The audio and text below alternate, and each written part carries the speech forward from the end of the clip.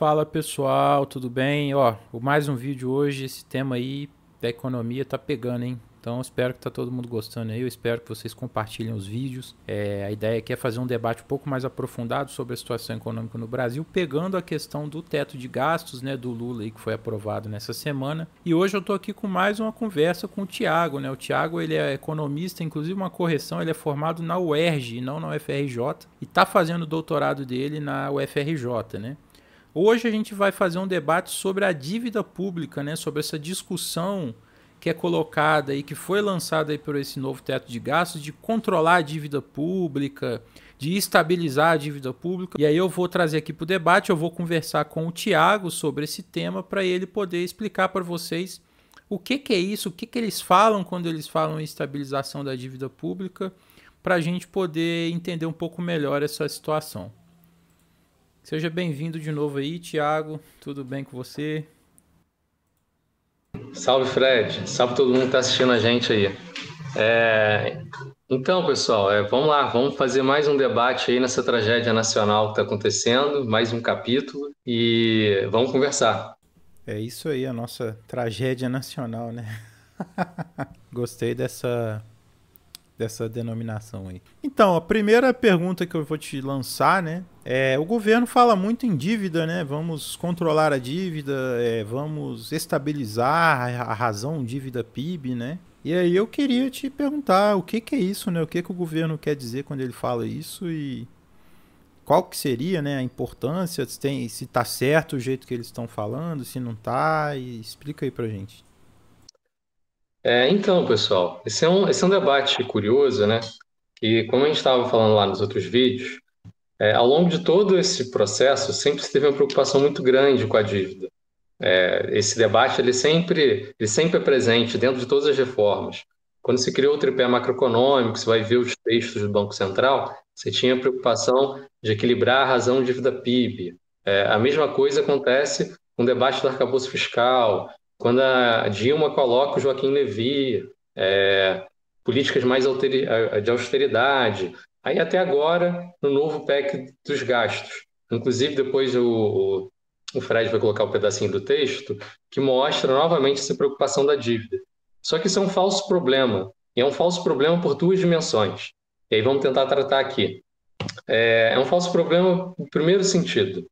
Vamos abordar sobre o que forma a dívida pública. A dívida pública é uma variável de estoque. O que quer dizer uma variável de estoque? Ao longo de vários anos, os países eles têm as suas despesas. E aí ele pode ter uma despesa superior ao que ele está arrecadando. E aí, nesse caso, seria um déficit público, né? Se o Estado está tendo uma despesa superior à receita. Com esse déficit público, o Estado ele vai ter que financiar esse déficit. E para financiar esse déficit, ele vai emitir títulos do Tesouro. Então, o que ocorre, né? Para ele enxugar essa liquidez? Então, quando o Estado ele está em déficit público, você vai expandir a dívida pública para compensar essa despesa. Ou seja, essa determinação do incremento da dívida pública, ela está atrelada ao resultado fiscal do Estado. Além do resultado fiscal do Estado, a gente vai ter o impacto dos juros da dívida pública, que todo título público ele tem uma taxa de juros implícita. Então, o que ocorre? A Selic, que é a taxa básica de juros, ela impacta boa parte dos títulos públicos do governo. Então, quando ele sobe ou desce a taxa de juros, isso vai impactar na taxa de crescimento dessa dívida pública. Ou seja, em síntese, esses dois elementos, o resultado primário, deficitário ou superavitário, mais os juros da dívida, é que vai determinar a dívida. O que ocorre? A dívida, que os analistas sempre observam, não é o estoque da dívida em si, é a dívida bruta em relação ao PIB, ou seja, uma razão. Por ser uma razão, a gente ainda vai ter que pensar, né, Fred, como o PIB está crescendo. Então, pode ser que a dívida está crescendo, só que como o PIB está crescendo, essa razão está caindo, né? Então, o que acontece? Vamos pensar. A dívida aqui em cima, determinada por essas duas variáveis que eu falei, taxa de juros e o resultado fiscal. E aqui o denominador é o crescimento do PIB. Então o que acontece? Se você está tendo uma taxa de juros real, uma taxa de juros real positiva, isso vai impactar mais o crescimento dessa dívida. E aí, o que seria essa taxa de juros real, para todo mundo entender? Taxa de juros real é o quê? Seria a Selic menos a taxa de inflação. Isso daí é a taxa de juros real, que é a taxa de juros que realmente importa. Isso daí que vai determinar a rentabilidade de longo prazo do título. Então, o que ocorre? Quando essa taxa de juros real está positiva, você vai ter uma dinâmica que essa taxa de juros vai impactar muito na dívida pública. Se ela está negativa, vai impactar o inverso. Então, quando a gente pega a história dos Estados Unidos, por exemplo, os Estados Unidos, historicamente, têm uma taxa de juros real negativa. Então, a dívida deles cresce num ritmo mais desacelerado por conta que a taxa de juros real que os títulos americanos pagam, ela é negativa, está abaixo da inflação. Então, a razão, esse vetor que está influenciando na dívida pública, ele tem um impacto negativo ao longo do tempo. Isso tende a melhorar para estabilizar a razão de dívida PIB. A outra variável é o resultado da despesa primária. E aí, esse resultado da despesa primária vai determinar positivamente ou negativo esse incremento. Então, basicamente é isso. E o que ocorre? E aí, para desmistificar, eu imagino que na cabeça da maioria dos brasileiros, como a gente vai pensar, pensa que a dívida pública é um problema, que o país tem que fazer superávit primário, senão as contas não vão fechar, etc. e tal. E aqui eu vou dar um fato para vocês, que pode deixar algumas pessoas meio alarmistas. Quase todos os países do mundo praticam déficit fiscal. Historicamente, sempre se praticou déficit fiscal. Para vocês terem uma dimensão da questão. Quando a gente pega um conjunto de 15 países em desenvolvimento, e aí dentre eles a gente pode pegar, por exemplo, a China, a Índia, a Argentina, Uruguai, Paraguai, Colômbia, México, etc., Turquia. Nesse conjunto de 15 países, quando a gente calcula o resultado fiscal dos países médio ano a ano, o resultado fiscal que equilibraria a razão de dívida PIB, o resultado dessa relação daria menos 1,42% ao ano.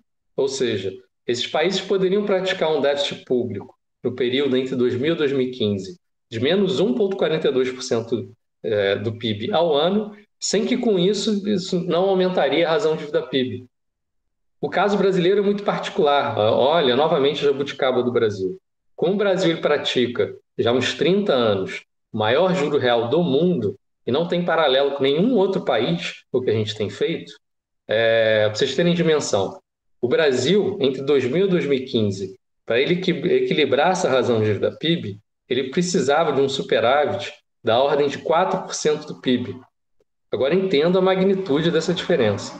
Eu estou falando que o Brasil precisa de um superávit de 4% do PIB para equilibrar a razão de dívida PIB bruta e os países em desenvolvimento um déficit de menos 1,42%. Uma diferença aqui de 5,42%. É absurda essa diferença de perspectiva. Então, o que acontece? Dado que a gente tem uma taxa de juros real muito elevada, é isso que vem impactando o incremento da dívida pública. Então, só para dar um exemplo, da dívida pública do Brasil. Quando eu fiz a conta, entre 2000 a 2022, o acumulado, a dívida pública atualmente está na casa de 8,4 trilhão, quando a gente pega a metodologia do Banco Central anterior a 2007. Se a gente acumula os juros nominal pago entre 2001 até 2022, esse juros nominal representa 7,5 trilhões de reais. Ou seja, isso dá 89% de toda a dívida bruta. Então, acho que para bom entendedor já deve ter pego a ideia, quase toda a dívida pública do Brasil é fruto dos juros, e não fruto do resultado fiscal do Brasil. Ela é fruto dessa política de juros, que não tem paralelo no Brasil e que favorece ao rentismo nacional. A taxa de juros no Brasil ela funciona como um Robin Hood às avessas, né? Você tem um Estado que ele é demandado a ele fazer superávit fiscal o tempo inteiro, né? Que é arrecadar mais, gastar menos. E essa arrecadação e esse superávit ele vai para pagar o título da dívida pública. E aí é o título que está num juros de altíssimo nível, que não tem precedente nenhum no mundo. E aí uma curiosidade para vocês, né? A taxa de juros no Brasil hoje é a maior do mundo.